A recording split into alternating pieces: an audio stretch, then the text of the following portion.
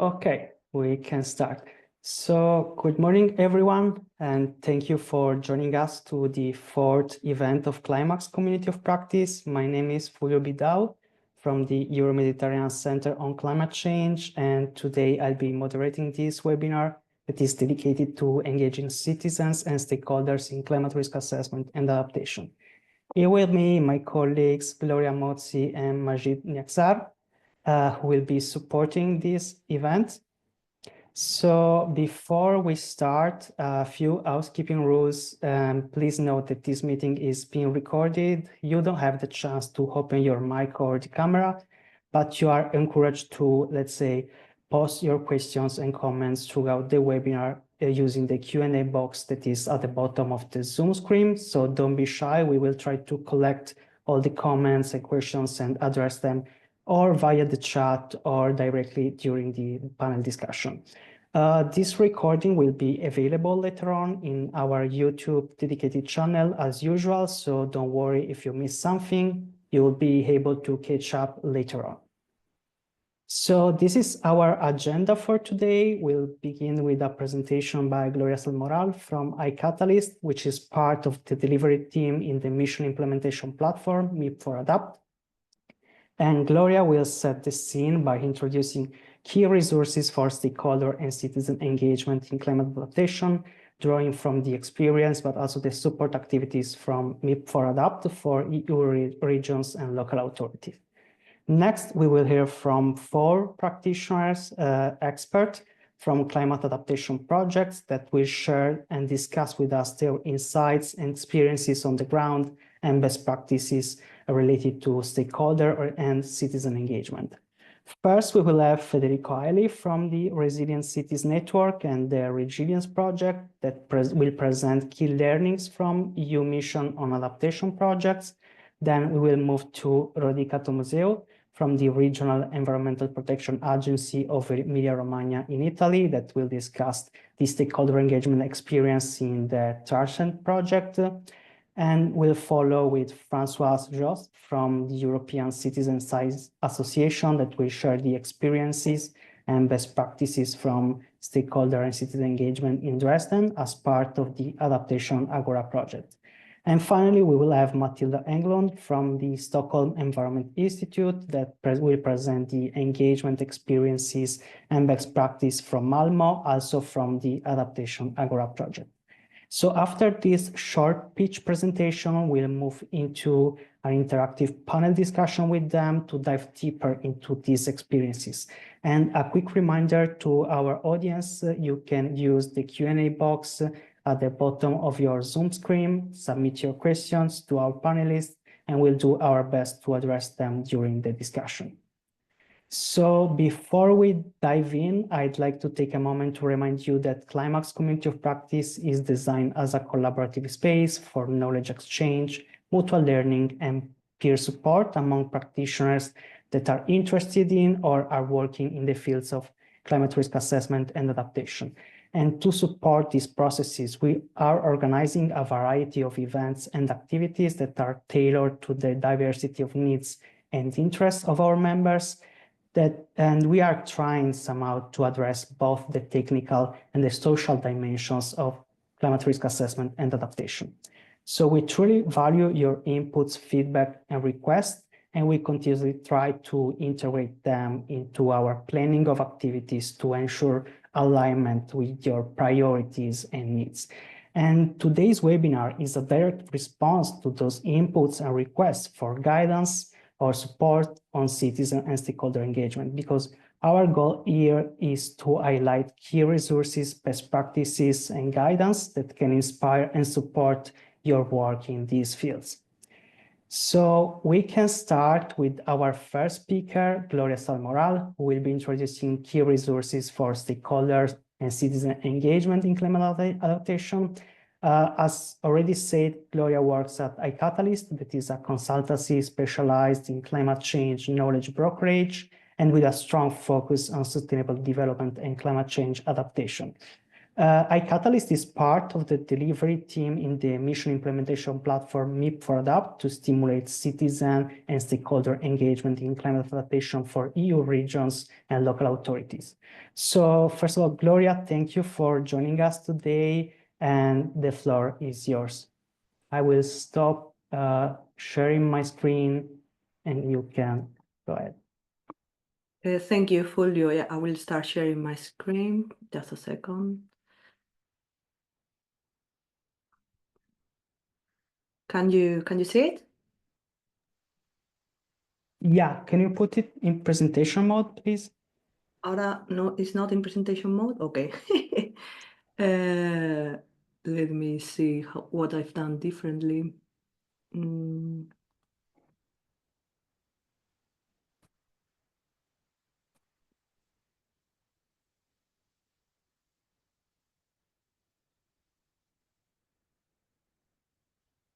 It's in presentation mode now? Not in presentation mode, but maybe it's you are sharing different screens. I only have one screen. You can share it if you like from your side, because I don't know why now it's different. Yeah. Okay, Oh, sorry. shared. Sorry. Okay, I'll try again. Sorry. Can you see it now in presentation mode? Yeah, Okay, now we sorry. can see. Okay, great. So thank you, Fulvio, for the introduction. So today I will show the different activities we are doing in the mission implementation platform in terms of stakeholder and citizen engagement, and also resources that we have produced and are available in case you would like to, you are interested in the topic, so you can make use of them. So this is a brief introduction. Probably we'll repeat this a few times today, but just very generally to introduce the overall the goals that the mission has for 2030. This is the aim of giving guidance and support at least 150 communities. First, to understand the climate risk. That is what CLIMAAX is doing really in depth. Then to develop adaptation pathways, their adaptation plans, something that we are giving support in Meet for Adapt, and it's also been provided by P2R, a mission project, and also in the end, how to implement innovative solutions. So here in all these steps and in all these parts, stakeholder citizen engagement is key, something we'll see in the coming slides and also in the following presentations.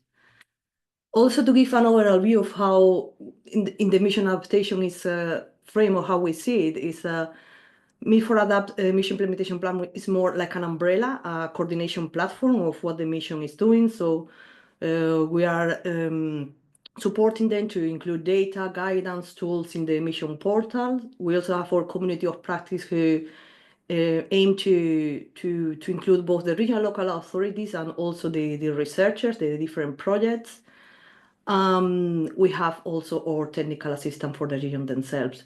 Also, in terms of projects, we have thematic working groups, and we have one specifically for stakeholder and citizen engagement. Agora is part of it, but just in case there are other projects who would like to get involved in that thematic working group, so you are welcome to join.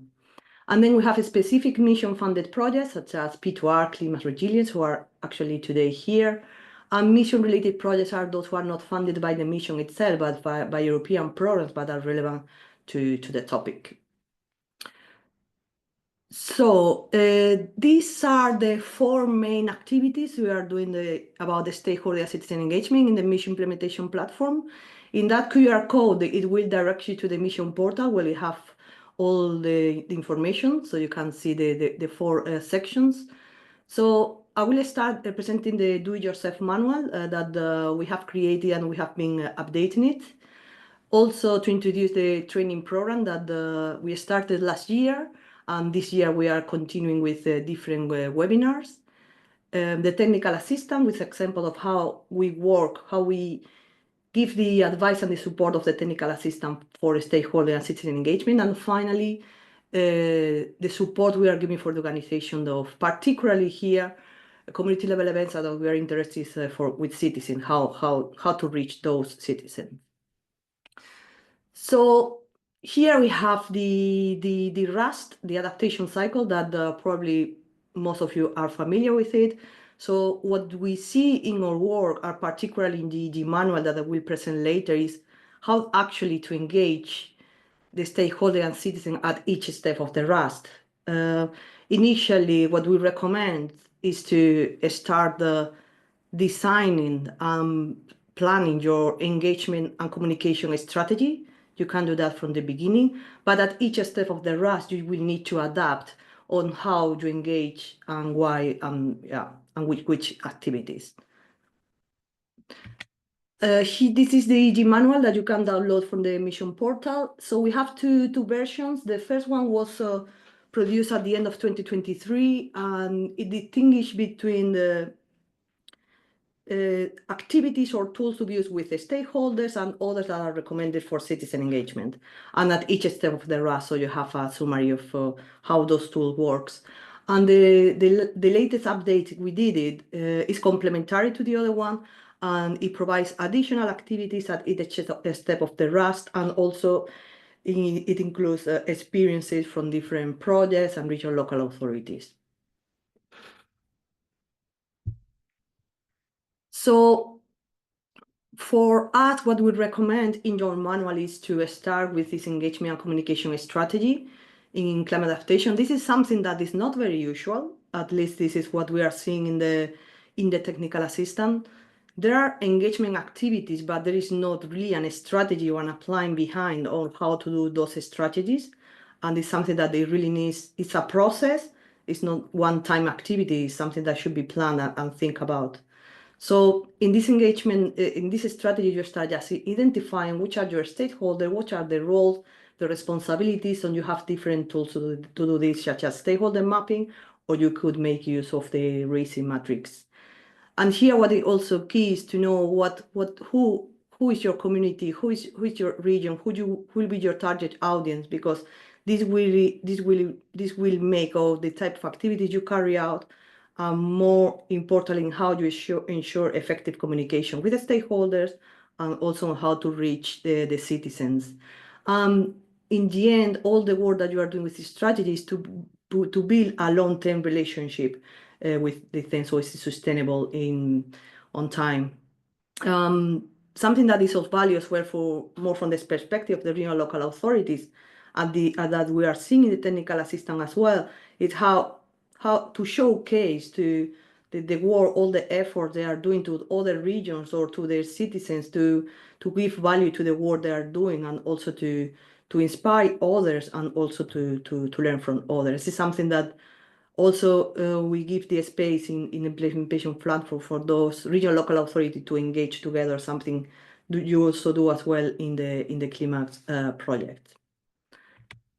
So here an example, this is an example of a roadmap of how an engagement communication strategy would look like over time and at different steps of the Rust. So the first step of the Rust is that you prepare the ground to see what is the commitment you have, what type of information you have, perception. So an activity you could consider is a community of practice, the different sectors and actors who will be involved for the taking decisions, implementation of the plan, or responsible for the services that you will need to have in your region or city. Also, it can be useful to see what are the perceptions in your region, in your population about adaptation, or how they perceive actually the risks. So this is how we include here, for example, to perform a citizen survey. And then when you start with the vulnerability risk assessment, you can start working on analyzing with the focus group, what are the consequences of the risk, or to organize activities to validate or to review the findings that you have in your climate risk assessment. Here, what we also include is the awareness campaign. That is something actually that you will have during the whole process of the adaptation plan, ideally to have that design to see how you like to communicate your main findings or to increase awareness about the topics of adaptation actions. And then finally, you can also use this stakeholder and citizen engagement process to review and to validate the adaptation options and to prioritize them. So it's just an example of how we see the timeline for activities.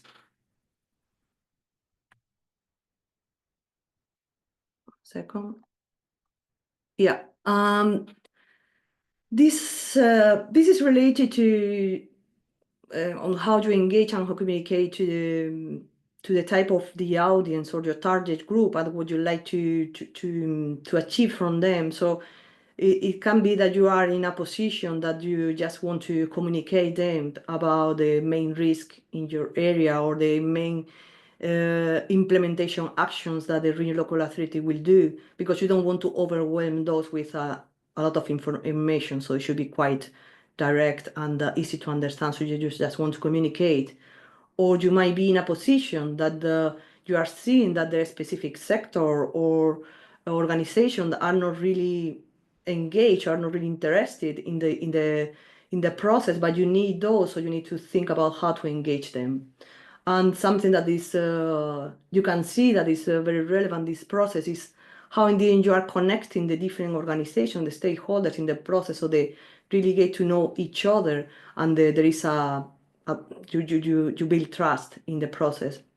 And most important in the end is how you enable actions across the different stakeholders, so they feel ownership from the adaptation plan and what needs to be done.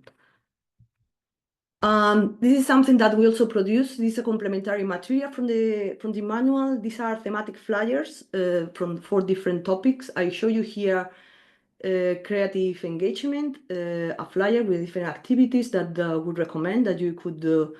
This is something that we really recommend, creative engagement, particularly for citizen to reach citizen, because it's a way of transmitting or to getting emotions from the citizen more easily.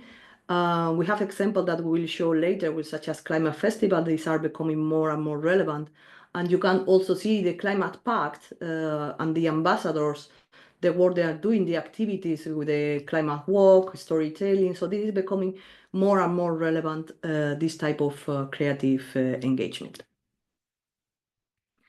And this is, so far I have been introducing the manual. So now this is the training program that we started last year. So these are the 8 sessions that we delivered last year. Actually, we have here Francois, who got participating in the citizen science from the EXA. So that's great. So there were these were different activities you could do in engagement. Were more focused. A few were more focused for stakeholders and other for citizen engagement. For example, citizen assemblies, awareness raising campaigns, and citizen science or creative citizen engagement are more for citizens, and the other activities or tools were more for stakeholders in general. You have the recordings available in the Futurium platform. You have the link there, and the presentations. The CLIMAAX team will share afterwards the presentation, so you can have access to the links. Also to mention that in these sessions, they were organized. The first part was about the sharing experience from a regional local authority about that specific topic, and the second part was to work with an exercise which we designed in Miro board, and those Miro boards are as well available. If you go to the presentations, there is a link so you can see the different exercises for each topic in the Miro board that can be useful, for you. I have not included, but in January, these are the sessions in 2025. In January, we already had one session that is available in Futurium as well, and you have the material about how to create your engagement strategy, specifically about what we were discussing before, what you do at the beginning of the adaptation cycle. And here are upcoming sessions. If you're interested in awareness raising campaign, we have 12th of March, and then also about living labs. And we'll have 2 more after the summer, so you can also participate if you're interested. So this is the third part that we work in Meet for Adapt. This is about the technical assistance that we provide. We do specifically for charter signatory of the mission and adaptation. So how these sessions are organized, first we start based on what we have from the do-it-yourself manual, that resource, where we have different tools and methodologies. So we present them the variety of tool methodology they have to implement a different step adaptation cycle. And then we review with them what they have done so far in terms of engagement activities, because many times they have different individual engagement activities, but there is not really an engagement strategy. So we help them to start thinking about that engagement strategy and to give them support for a specific activity. For example, there are regions who are interested to understand how to set up a community of practice or how to organize a citizen assembly. So we give them support specifically or guidance on how to do it. So here are a couple of examples of this technical assistance with the charter signatories. This was with Gran Canaria.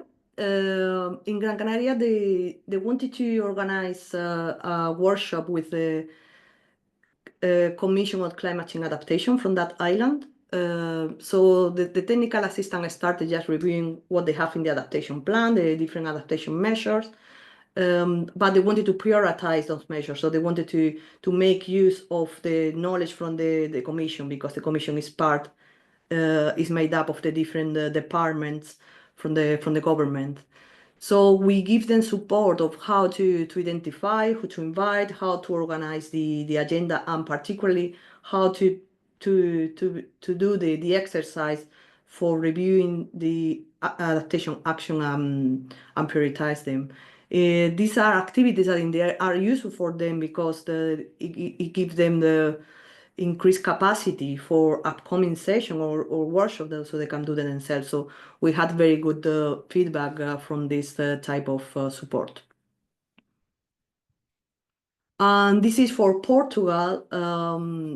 An example, the municipality had interest on how to start building a community of practice. So we give them support first. What are your objectives? Where do you want to go? What is your vision?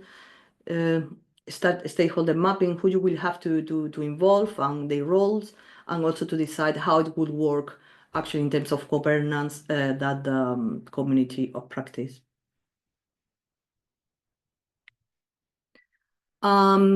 This is the fourth type of support that we are giving in Meet for Adapt. This is for the organization of, we call them community level events, but they can be with a focus on a stakeholder. These are events that are rather aligned, that are needed in the adaptation planning process with the stakeholder. For example, that we showed before, you have your vulnerability risk assessment and you like to validate or to get additional information about the risk or the adaptation measure. So those are more aligned with the stakeholders. And with the citizens, they are more general about increasing awareness, providing the specific information, but not necessarily, they are more open, specifically about the adaptation plan itself. So here is the example of this is a climate festival that was organized in last September in Galway. These festivals are becoming more and more relevant. We have the example as well in Slovakia. Last June happened, they call it the Enviro Festival, and this will be organized again in this year. We have also the example in Valladolid in Spain. We will give support to a river festival. And our idea is, because those festivals are festivals that are already happening, but what we do is that we give them support to organize activities or to include the topic of adaptation planning, how to focus it. And here in the case of Galway, we help them to think about activities to increase awareness about the main climate risks they have. This is in Slovenia. They are doing a great work there. They are starting with the adaptation the plans.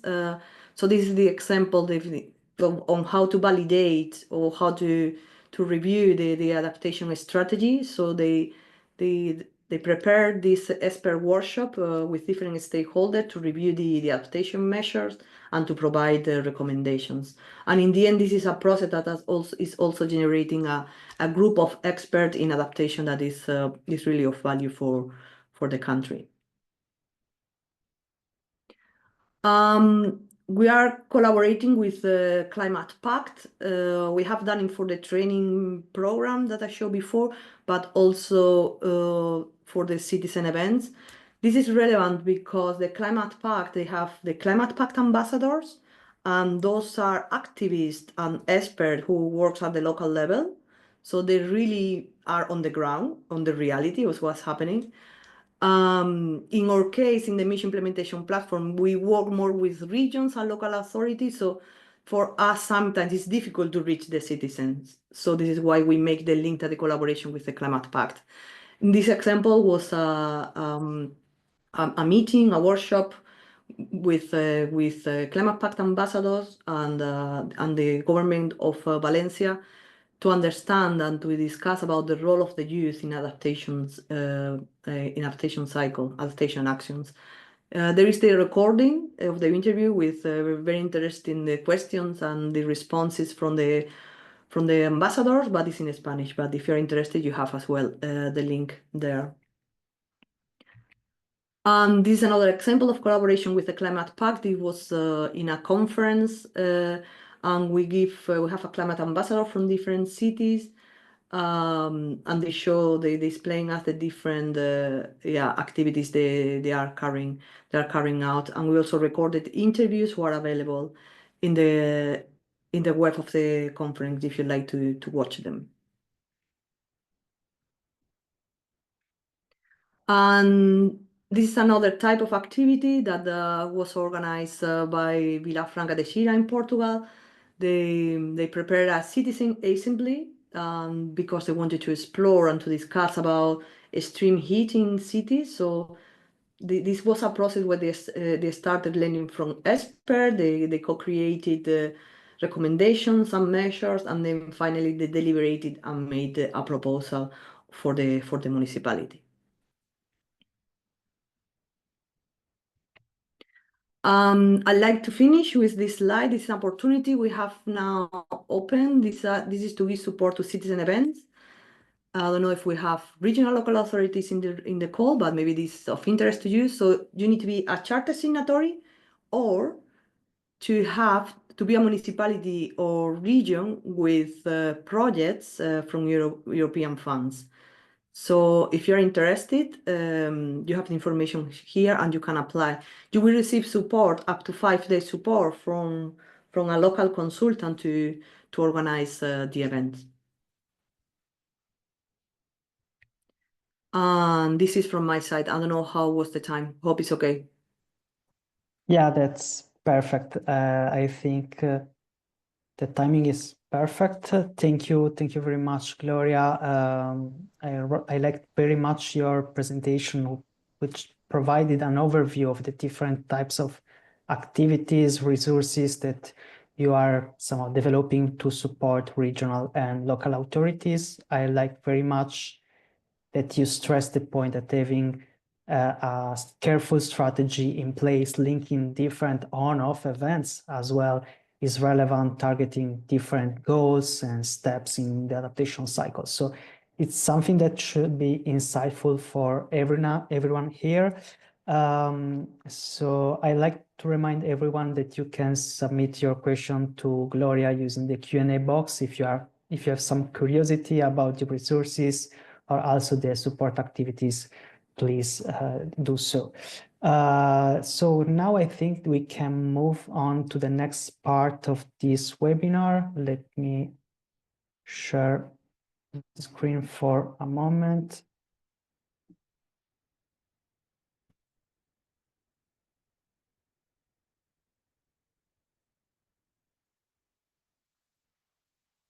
So as you know, we will hear from 4 expert practitioners from Adaptation project that will share their insights, experiences, and best practices on citizen and stakeholder engagement for the field.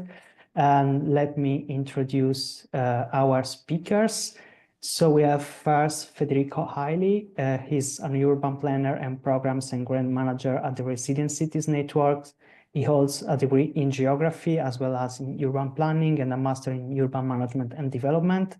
He specialized in urban environment, sustainability, and climate change, and has worked for different years at the International Society of City and Regional Planners on new funded projects on nature-based solutions. And since 2021, he is at the Resilient Cities Network, contributing to various climate resilience projects such as Reach Out, Up 2030, and Resilience. So basically, Federico is dedicated to managing and planning more sustainable and resilient cities. Then we will have Rodica Tomazeu, has a PhD in climate and atmospheric physics and over 25 years of experience as a climatologist. She is part of the Climate Observatory team at the Regional Agency for Prevention, Environment and Energy in Emilia-Romagna region in Italy. And she focused on present climate variability and future projection at the local scale with statistical downscaling methods. She is actively contributing to national projects on climate adaptation planning and providing technical scientific consultancy for the development of climate change mitigation and adaptation strategy for the region. Additionally, she is involved in international projects addressing extreme events such as floods and water scarcity. Then we will have François Jost, who is a project officer at the European Citizen Science Association. He holds a PhD in environmental sciences and over 13 years of experience in research focusing on climate adaptation, urban and rural sustainability, as well as stakeholder engagement. He is working on new funded projects that promote innovative citizen engagement on climate adaptation and climate environmental research ethics.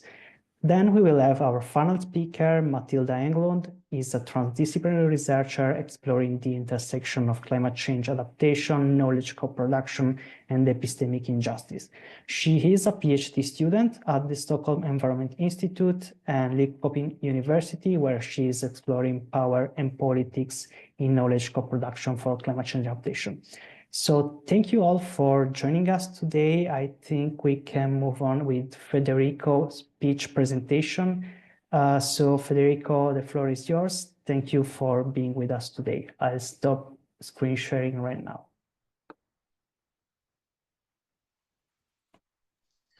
Thank you, Fulvio. Let me try to share my screen.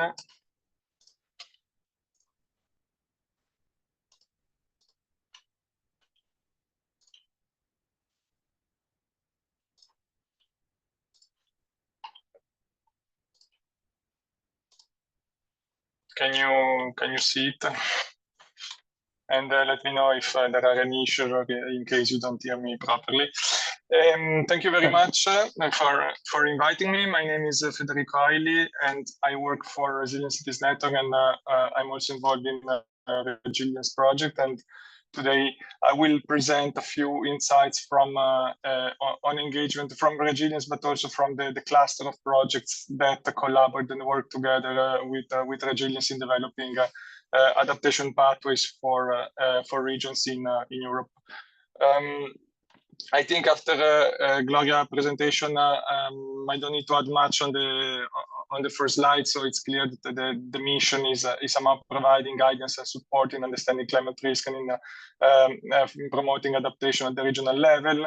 It is clear that the city, local authorities, regions are somehow a key catalyzer to drive adaptation. And it's also somehow to have successful adaptation project that you need to have in place some kind of engagement. It's unavoidable, and it cannot be successful if you don't have some forms of engagement. And there are some EU-funded projects that, even under the umbrella of the mission, that somehow include a series of engagement activities, or include the planning of engagement activities with local stakeholders. This is the cluster of projects that somehow are collaborating in developing innovative solutions, innovation packages, and try to help regions in developing adaptation pathways. There are impetus, transformer, resilience is somehow the project that provide the coordination and support among them. They have slightly variations, but they somehow work. They work all together. We also try to share resources, materials, and the learnings together. I don't go into the details, and I'm not going to present it here. I just show a map with the regions that are somehow covered by these projects. And one of the common efforts that we did together, we also recently published a policy brief on stakeholder engagement in climate adaptation and resilience, where we put together some of the learnings, and we reflected on the experiences of the different projects and see how stakeholder engagement and involvement of community and citizen works at the regional level. I also believe that probably at the regional level it can be even more challenging. It's a slightly different scale, and it can be more challenges than looking at interventional projects that are implemented at the local scales, for instance, by municipality. I would like now then to go quickly and to give a short overview of some of the activities and some key highlights and insights without being comprehensive. But I will pass through the 4 projects, and I will highlight some specific aspects which I think they can be relevant or interesting for a discussion. I will not go in detail, so then I'm happy to share more materials, and in case if there are any questions, I can try to go through it. In our Sinoi project, I think I would emphasize the fact that there was somehow a comprehensive stakeholder mapping that was done across the 9 case studies, following probably kind of traditional methods that using the influence interest matrix. But then they also started engagement around the concept of the living labs with workshops, with a series of workshops, key highlights and key moments in the engagement process. And more in concrete of the planning of the activities, engagement activities that took place, I think it's interesting to emphasize the experiment with the citizen science that was done through the Minca platform. So collecting local observation, bottom-up observation from the local level, and try to somehow put together, organize them. And this is an activity that can work. You need a platform, but it is a good way of complementing and collecting a local knowledge that might complement scientific knowledge, and it might be useful, for instance, also in risk assessment and also in monitoring adaptation or other interventions. Another initiatives that I think was developed in the city, in the case of Athens, they also try to do scenario visualization with the virtual reality tools to train citizens in relation to climate change and increasing their adaptive capacity. So there is also this further frontier that might be explored, and technology and virtual reality might also help on that. In the case of impetus, I would just emphasize the structure. So the engagement process that was started on four steps with stakeholder mapping, stakeholder analysis, then a co-creation and communication roadmap, and then a monitoring and evaluation. So this activity, there were of course a co-creation workshop session in the demonstration sites. So also try to work on the concept of theory of changes, but there were also some practical steps that were organized as collective brainstorming and surveys and the definition of the roadmaps for implementation. Same things in Transformer. The stakeholder mapping, the engagement was structured around the idea of the multi-actor approach, which is done following some structured around some key principles, and they somehow close to the idea of the the living labs. They structure this concept of the innovation ecosystems with a key role definition, and also both from stakeholders and by consortium partners, but also pointing out the roles that the technical partners on the local level have, like for instance the engagement coach and the support assistant at the local level in the demo duo. In the case of resilience, which is a coordination supporting action. So there were no specifically regions involved in the projects.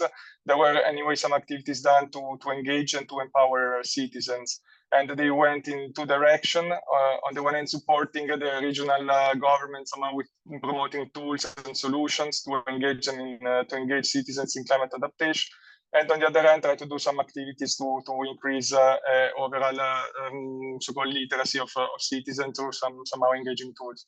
A nice experiment that was done in the region of Central Macedonia was a citizen survey that was specifically designed together with the city of Thessaloniki, and with the goal of somehow assessing the level of awareness of the local communities when it comes to climate change and climate adaptation. So in this case, it was a tool that was used in an assessment phase, but I think it can also be worthy to explore different applications that might also be somehow tailored and formulated in a slightly different way.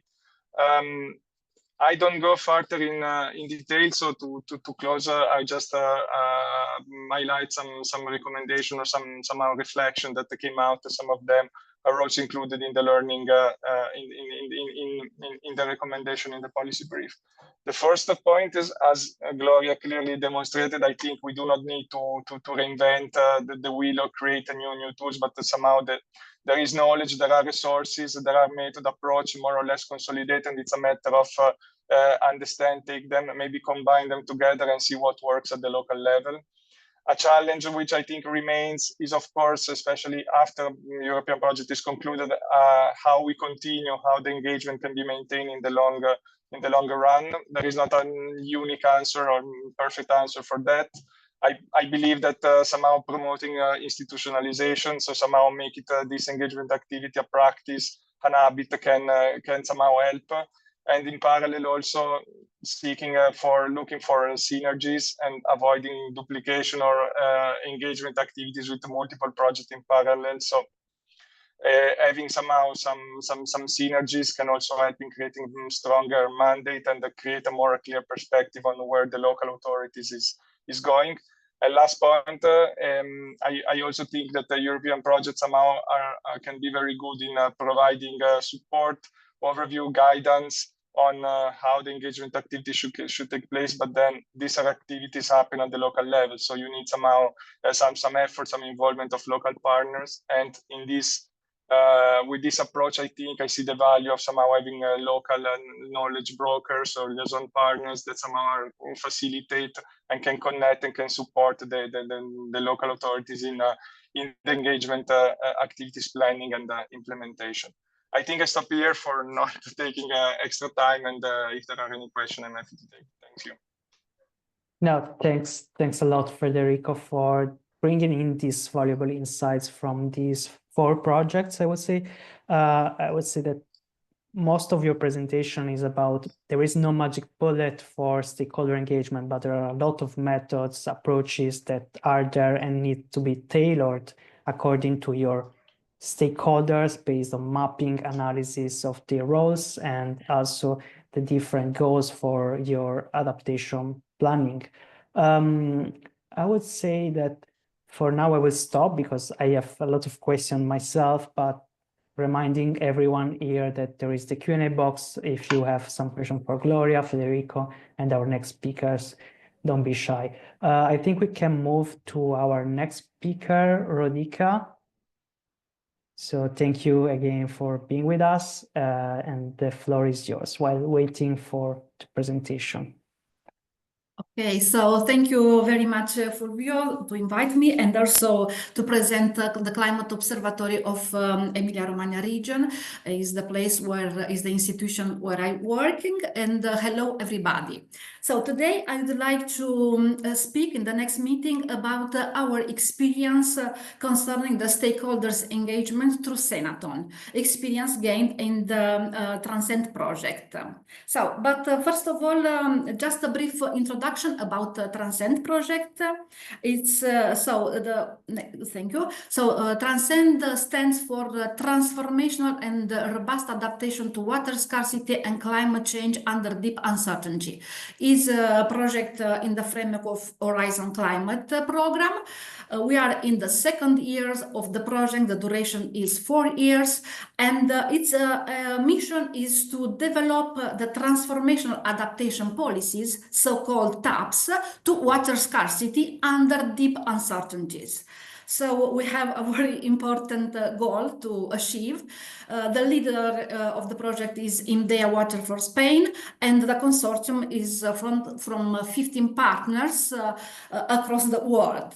Actually, we have 7 living labs are involved in the project. Living labs, as we could observe, 4 are from the European continent, and the Reno Living Labs is the Italian river basin, where CMCC and ARPAE focus their attention and are deeply involved. Then we have another living labs in Latin America and other 2 in Asia. So we have an important spatial extension of the living labs. Actually, effective water management is crucial in addressing climate challenges, and the Transcend project are doing 3 pillars. So the water management is built upon 3 pillars. One of these is the monitoring, the other is the modeling, and the last one, but not less important, is the knowledge network, where today I would like to focus a little bit and to share with you the knowledge sharing processes, namely through senatons. Of course, there are different way to engage the stakeholders, but today I would like to share our experience concerning the senaton. So, but what is senaton? First of all, senaton, we could say that it's a type of serious games designed primarily to engage the community. So it's a tool used in the stakeholders' engagement process to foster the understanding and integration of complex scientific modeling and also related outputs into decision-making process. So actually, senaton help the stakeholders to break down communication and also to develop also the negotiation processes. During the Transcend project, we have 4 moment of senaton, and actually in this moment more or less all living labs completed the second senaton that was placed last years. But now just a little bit I'd like to share with you our experience from the 2 senatons in the Reno Living Labs. So the first senaton in Reno Living Lab was in 2023, and the aim was to identify problems in the Reno Living Labs and also gaps in the modeling and monitoring. All of this with the help of our stakeholder. So the method used was a debate. We had 26 partners from 12 institutions. Okay, you could observe here the stakeholder map. We have the civil protection, the Po River Authority, we have the university. So actually we have, we try to cover different roles, so involving different roles. In this first senator, unfortunately, we don't have people from, we don't have farmers and also citizens. But in any case, was we could say that was very interesting to learn and to listen the stakeholder opinion, which are the criticality, which are the problems in the living lab. So next one, please. We have collected also some feedback from our stakeholders, and also which are the main gap for the Reno Living Lab. Next one, please. So as concerned the critical issues that our stakeholder reveals in the first senaton, they underline that they need support for technical expertise, because the data exists, the model exists, but sometimes they don't have also time and also human resources and also technical expertise to use these models. They underline that we have a lack of sufficient precise data to construct an accurate water balance in the river basin, and also we have to improve our accuracy, to try to improve our accuracy of hydrological models. But this was the feedback from our stakeholder. But the main gap is to develop an integrated model that consider both technical and socio-economical aspects. Then we had last year, on November 2024, the second Senaton in the Reno Living Lab. This Senaton has a different method of engagement. In this Senaton, the method was actually a serious game focused on agriculture, where our stakeholder play with cards and also with different situations. The aim of this Senaton was to analyze the system vulnerabilities through future scenarios and to propose some tasks. Also here you could observe on the right side the stakeholder map. More or less we have 25 participants, so more or less equal like the first Senaton, but only from 9 institutions. In this case we added farmers, for, Agrisol and Orogel, an important role, but we lose the civil protection and Po authority basin. The reason was that we have to deal at that times with emergency situation that was in Emilia-Romagna flood from October. So they miss not for lack of interest, but for other duties. Okay, so the Senator, as I say, was focused on agriculture. Our participant was divided into 4 roles, so they cover different roles. Also, we suggested them to cover not roles that they work on daily working, but to change, such as to involve more in the stakeholders and to provide different inputs. This serious game had some factors, so some inputs. We provided them a situation concerning the precipitation at 2050, and also some observed hazard and also the energy price, but based on the average at the last 10 years, excluding 2022. What could we say? Like the first impression, that 53% of the stakeholders was active. More or less 20%, actually, 26% was passive, not because of lack of interest, but it was the first moment when they have to change their role and they have to emerge in a different situation. So we could say that this was an important moment when they have to start to also to imagine some taps in future water scarcity and having different inputs from the energy price and so on. Which was the conclusion of this second Senaton as concerned the vulnerability in the system. We could say that up to now it wasn't possible to next slide please. It wasn't possible to define some precise taps. They suggest us some adaptation policies, for example, to construct some small basin close to the farm, or to set up common and clear political strategy that should also be flexible when the initial condition changes, to develop sustainable practices, in particular for irrigation, so to extend the climate services for irrigation, but taking into account that in that moment they don't have enough input from the future situation. They have only some information about climate change projections of precipitation, but they miss a lot of information. So we couldn't establish practically final tap. This will be actually the next goal of the next Senaton that we will develop, and we work hard to complete the modeling process, such as to provide to our stakeholders a complete framework over the Reno Basin and to start to identify the tasks that then will be used in the next step, monitoring and so on of the project. As a lesson that we learned from this experience using the Senators on this type of serious game, we could say that it's very important to have the continuity of the stakeholders.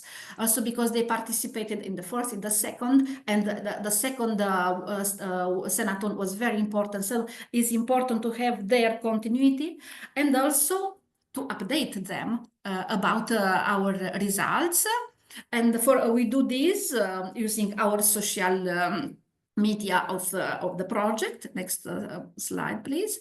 And so we do this suggesting them to follow our webpage of the Climate Observatory. We share also leaflet, brochure, and such as to be updated with our results and to be ready, let's say, to participate to the next Senaton when we have to take important decision for the project. Thank you so much. Thank you very much, Rodica, for sharing your experience and let's say the overall journey and how stakeholder feedback somehow is helping you to adjust the trajectory of your work, both in technical terms, but also in the engagement part. So I think we can now continue with our next speaker because we are packed with presentation and we want to have time for the discussion. So Francois, thank you for being with us today and the floor is yours. Thank you very much, Fulvio. Can you see my presentation? Yeah, perfectly. Perfect. Welcome everyone, and I'm going to talk about the Agora project, about the experiences of the Dresden pilot, but in general also about the activities that care about in the 4 pilot regions. The idea of these local activities were the goal of these were to develop strategies to actively involve stakeholders and citizens in addressing climate adaptation. And for that, we started building strong local networks by assessing their climate vulnerabilities and also co-evaluating and refining the citizen engagement methods that could enhance their participation in climate adaptation, as well as co-creating and co-designing practical solutions for climate adaptations within the different stakeholder types. And for that, we started at the very beginning identifying our target groups, 3 common citizen groups. As you can see here, I'm not going to go into very detail and additional ones. And also we identified that we might come up into different or potential constraints across the different pilots with inconsistent citizen engagement processes and limited synergies or outcomes from each of the pilots. And therefore, we decided on co-developing a protocol, a replicable protocol to standardize our stakeholder and citizen engagement process across the different regions. And for that, we we're guided by the We Adapt guidances of the tandem framework of the SEI to ensure that a similar process is moving forward across the different pilots. Then we started to mapping and identifying stakeholders, ensuring that all of these were represented, also identifying their roles and involvement levels. And with that, we started involving them first by engaging with them in bilateral meetings, for example, where the goals of the project and specific goals of the activities, the local activities, were made very transparent, and also to better understand their interests, what they are looking for and their needs, and later invite them to the inception workshops. In these inception workshops, the main idea was to bring all these stakeholders together on the topic of climate adaptation, and we focused on specific common topics such as heat waves and or heavy rains and droughts. And here the idea was first to understand the local reality, the most affected sectors and population groups, as well as the adaptive capacity gaps they could have, and with these different stakeholders that were participating there, For example, in the case of the Dresden pilot, we carried out a problem tree analysis where the identified problem, the trunk, was the heat waves. And we went together with the different stakeholders trying to identify the most impacted sectors, such as the health, the social issues, outdoor working or education. And then on the routes, you would see the vulnerability. And here we wanted to focus mainly on the adaptive capacity gaps that were present locally, but also the adaptive capacity gaps from citizens. And with this, I'm not going to go through the different outcomes, but we could identify the different, for example, sectors and population groups that were strongly affected, such as elderly, students, agriculture, or outdoor activities, different workplaces, as well as the gaps in their adaptive capacity, the lack of awareness, information, lack of resources, lack of heat action plans, or stakeholder engagement.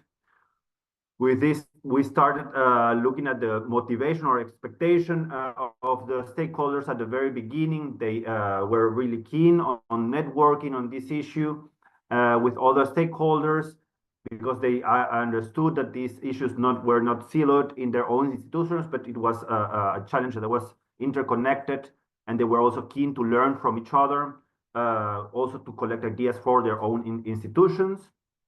And after the workshop, they also highlighted very much the need of keeping this adaptation network in a longer term period beyond the 3-year project life, for which probably needing institutions that are there for a longer period of time, or local government support, and also to focus, the need to focus more specifically on issues or neighborhoods, and apply this research very locally and not so broad.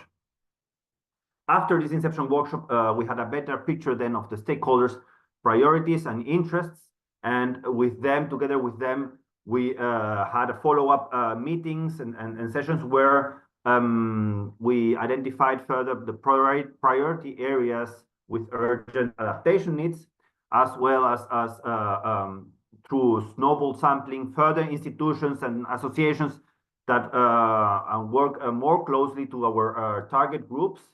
And together with these new institutions, these new stakeholders, and the early ones, they helped us determining the best ways to engage these target citizens in the planet focus groups. The planet focus groups were the next activity we had in mind, and these focus groups took place throughout the last year, and which directly with citizens and with each of the target groups. And at the end, we carried out a final co-creation workshop that took place early this year.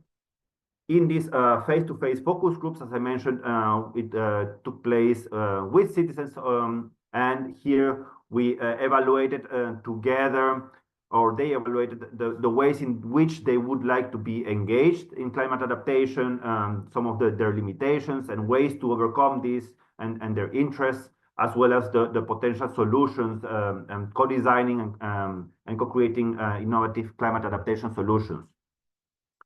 To ensure that these results were also comparable and consistent across regions, we developed prior to this some protocols for each target group, and on how to carry out these activities, as well as providing training sessions with a facilitation expert, also to ensure that during these events, during these focus groups, we are ensuring participants an inclusive environment and also a more balanced participation. Among the different feedbacks we got, for example, that it was for them very important that we keep it flexible, the engagement formats we used. For example, some young youth would like to write on some of the discussions, and whereas the elderly would prefer rather to have a more open verbal discussion on these issues. And also we noted that they had a very interest in the future engagement and implementation of the exercise that they were carrying out during these focus groups. So they wanted some of them wanted to stay involved and be informed about local events, further local events, and others were very keen on knowing how the solutions or the proposed solutions and engagement methods would be used by the stakeholders or local governments. After these focus groups, we carry out this final co-creation workshop, and here we not only engaged again the participants, the citizens that participated in these focus groups, but also the civil society and policymakers and experts and academia that were originally participating in the inception workshop, so that were there from the beginning. And the idea here was to further develop the solutions provided during the focus groups by incorporating also the stakeholders, the other stakeholders' perspective. And here the preferred methodologies that came out of the focus group, for example, were further discussed.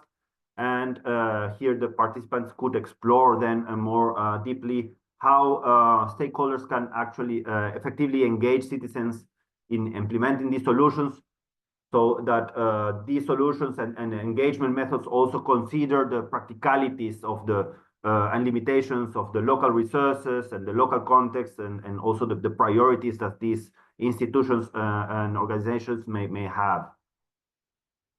So from these as best practices, we could to overcome this limited citizen participation. It is important very much to involve these umbrella institutions and very relevant stakeholders of these target groups. And the way to do this is mainly starting with leveraging their interest in participating in this project by identifying also the issues most relevant to them and that they are working on, and also that they affect their citizen groups, because they also helped us not only determining the best ways to engage with citizens, but also they served as a bridge to communicate directly and engage citizens of our target groups. And they also helped in some cases to involve us in their recurrent events, their monthly meetings or whatnot that they had with these target groups, so we could participate there. An important point is also to go where the citizens are participating, because the less effort they have into taking part, then the potential participation would be definitely higher. This would ensure their participation. There would be less barriers. And also, if these events are taking part or are led or they are invited by these institutions they already know, there is also a previous trust there, and they'll be more willing to engage. And also, a last point is that during the following events that involved also citizens and stakeholders, we ensured that their inputs were also taken into this consideration, were also discussed, so that they could see that and make apparent that their involvement it is actually contributing to the final goal to better develop their adaptation and citizen engagement strategies. Thank you for that. Thank you very much, Francois, for this insightful presentation and for sharing the overall journey and how its flexibility, but also the methodology that approach different priority and target groups, and accordingly then bringing them together in co-creation workshop was really relevant. There is some interest in the methodology. Maybe you can directly reply in the chat. And we can now turn to our final speaker, Matilda. So thank you for being here, and the floor is yours. Thank you so much, and thank you for organizing this event. I'm going to start sharing my PowerPoint that I hope you see now. Yes, voila. So, hello everyone, my name is Matilda Englund. I'm a PhD student at SCI and Linköping University. And as part of my PhD is the Adaptation Agora project, where I'm leading a pilot in the city of Malmö. And I guess this presentation is going to be, we're going to go into the nitty-gritty of actually implementing citizen engagement in practice. To see the twists and turns and the importance of being flexible when collaborating with other stakeholders. So some background, let's see. Malmö is located in the south of Sweden. It's 30 minutes by train to Copenhagen, just to situate it geographically. And traditionally, it's a coastal city, so they've been adapting to coastal flooding, but also heavy rainfall. But through the Adaptation Agora project, they started to realize that heat waves are a huge problem in the city, and that's something they need to work more on, especially in Sweden, where we built our housing to keep the heat inside and keep the cold outside. So there's some rethinking that needs to be done. And we also realized that the impacts of heat waves are not felt equally across the city, but that different neighborhoods and citizens have differentiated vulnerabilities in the case of an urban heat wave. So against this background, I'm going to walk you through our long, messy, collaborative, and adaptive and wonderful process with quite a few twists and turns. So we began the process with co-defining aims and scope with local stakeholders, primarily from the city administration and their public housing company, because they are the stakeholders who have the mandate to implement adaptation measures according to Swedish legislation. So we targeted them, and through a lot of conversation back and forth, we agreed that we would do an urban heat vulnerability assessment in which we would involve citizens as well. And after designing the aims and scope, we did a research protocol together. And here, listening to Francois' presentation, we had to balance what needed to be done within the project combined with what works locally.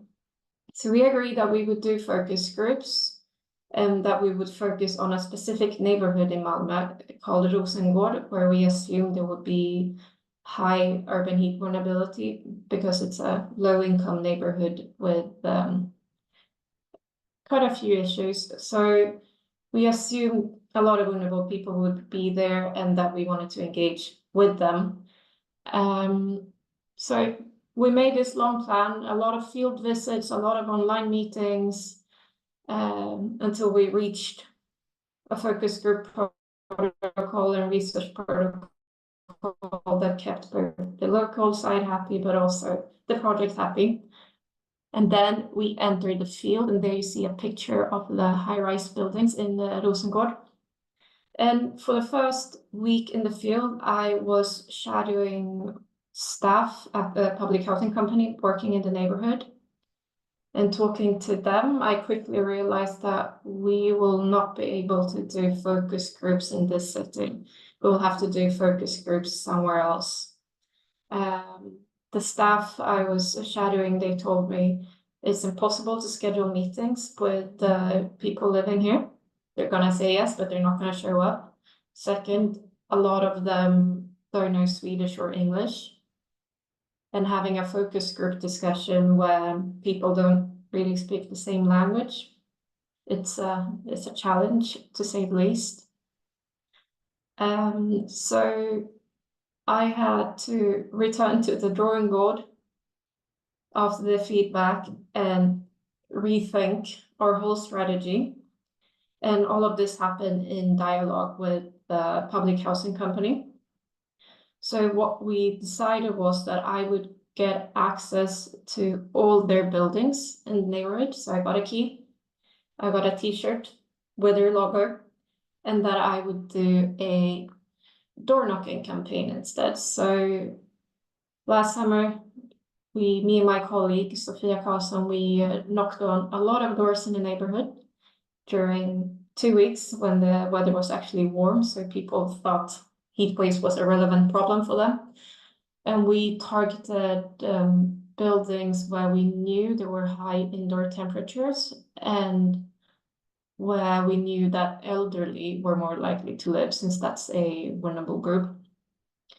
So we targeted those, knocked on doors, and I must say it was a very effective and efficient way of reaching citizens while allowing them to have a voice in the vulnerability assessment, while also keeping their participation to a minimum, because they mentioned that they would not be able to participate in like evenings or during the day because they're working, they have family commitments.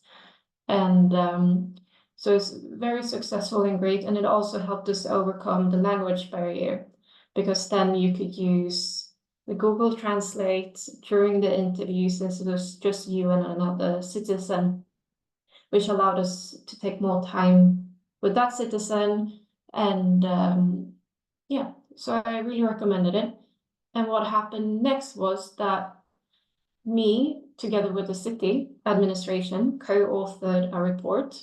So we sat down, analyzed my data, the findings, the vulnerability assessment, and we wrote a report together that was politically accepted in the municipality late 2024. And they are using this report now to prioritize areas where they're implementing nature-based solutions. So I think the report was a huge success and shows how science and policy can collaborate in a good way.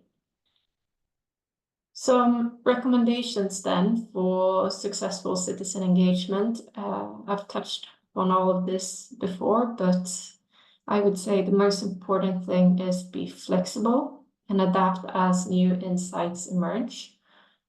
And also understanding that citizen engagement takes time. And that's why it's so valuable that you get to develop these social relationships and trust and learning together with citizens, but that takes time to emerge. So there needs to be an acceptance, and also the part with flexibility.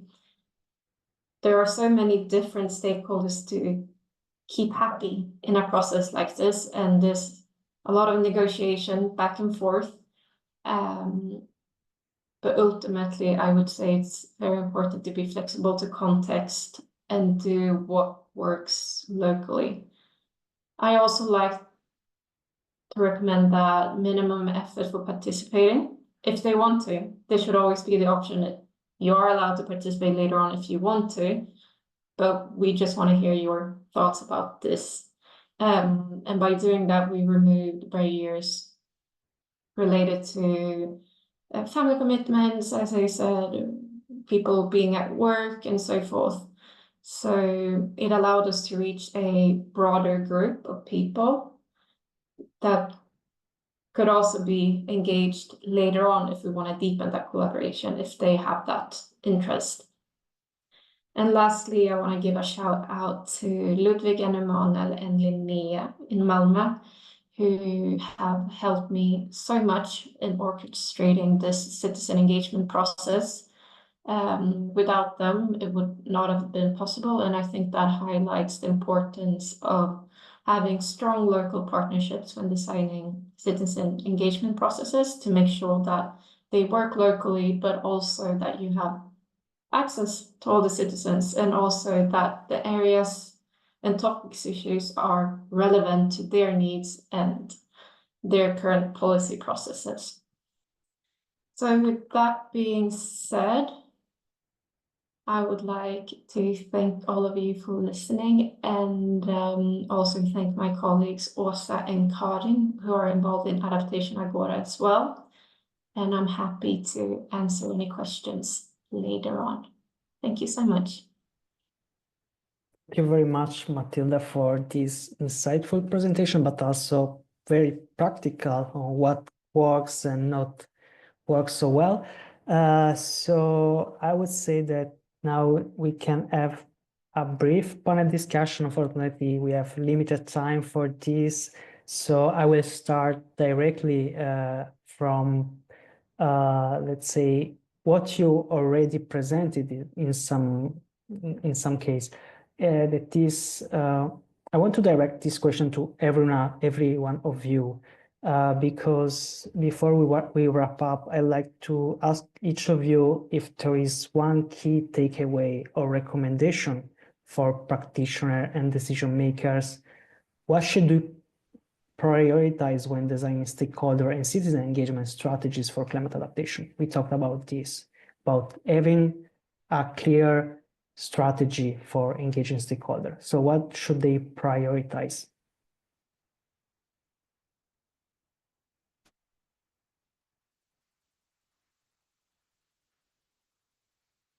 So I can start. I think it's important to integrate already from the start flexibility and room for adapting, and also engaging citizens early on to make sure that the topics and engagement methods that you've chosen in your strategy actually works on the ground. And the only way you can know that is by talking to the people you would like to engage. Thank you very much, Matilda. Francois. Yes, I definitely agree with Matilda, and also I would say add to that, like besides prioritizing this genuine inclusivity, so really trying to map and having everyone on board from the very beginning. Also to know that this is an ongoing process, as was mentioned before, not a one-off event, but it's an iterative process that should follow a loop.